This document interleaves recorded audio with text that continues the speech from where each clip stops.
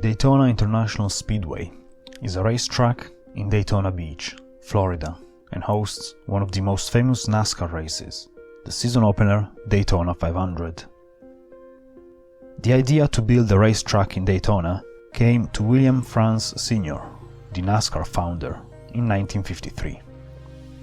By then, NASCAR had been around for 5 years, and William realized that a permanent track was needed to accommodate the growing NASCAR fan community in those early days. Until then, races in the Daytona area were taking place at the Daytona Beach road course, with very limited facilities for the spectators flocking to the beach. William France was a fan of speed, hence he tried to build a large oval racetrack with the highest banking possible to allow cars to reach high speeds. In August 1954, the Daytona Beach City Commission leased a 444-acre piece of land to William France at a cost of $10,000 a year for 50 years, with the objective to build the world's center of racing. Construction began in November 1957. A 2.5-mile with 31-degree banking was built, allowing drivers to reach maximum speeds and improving visibility for the spectators on the grandstands thanks to the high-banked corners.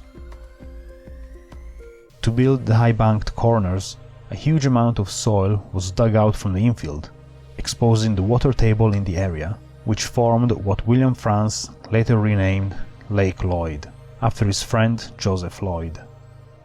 The lake used to cover an area of 44 acres, and it wasn't unusual for out-of-control cars to end up in the lake. On the 22nd of November 1959, a crowd of over 40,000 spectators turned up at the racetrack for the first Daytona 500. The race distance was 200 laps, however the winner wouldn't officially be declared until 3 days later.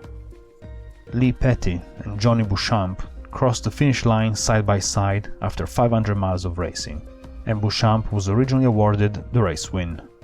However, a few days later, photographs taken at the finish line proved that it was in fact Lee Petty who had crossed the finish line first, marginally ahead of his rival, and Petty was declared the winner. In the early 60s, motorcycle races were moved to the Speedway, and in 1962, the first Rolex 24 took place on a 3.8-mile road course, built in 1959, using a large portion of the tri-oval as well as an infield section. This was a 3-hour race, and turned into the popular 24-hour competition in 1966, and it's still to this day the most famous endurance race in North America. Throughout the decades, the road course has been modified several times, with the addition of chicanes on the main straights.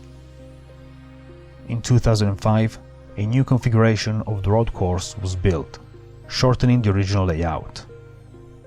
This new configuration was used primarily for motorcycle races, with a lap length of just under 3 miles. Due to the nature of oval circuits, the layout of the Daytona Superspeedway had remained pretty much the same since the late 1950s. The track has been repaved several times, the most recent in 2010, after the Daytona 500 run that year was stopped twice due to potholes forming between turn 1 and 2. Lights were installed around the track in 1998, making it easier to run night races, even though for some events not all the lights are used, in order to make such races more night-like.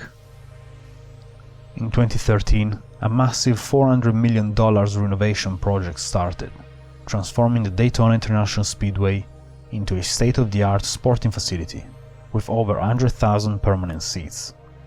Thanks to its different layouts, the Daytona circuit has been hosting a huge variety of motor racing events, as well as concerts, social events, and other forms of sports, which really makes it the world center of racing.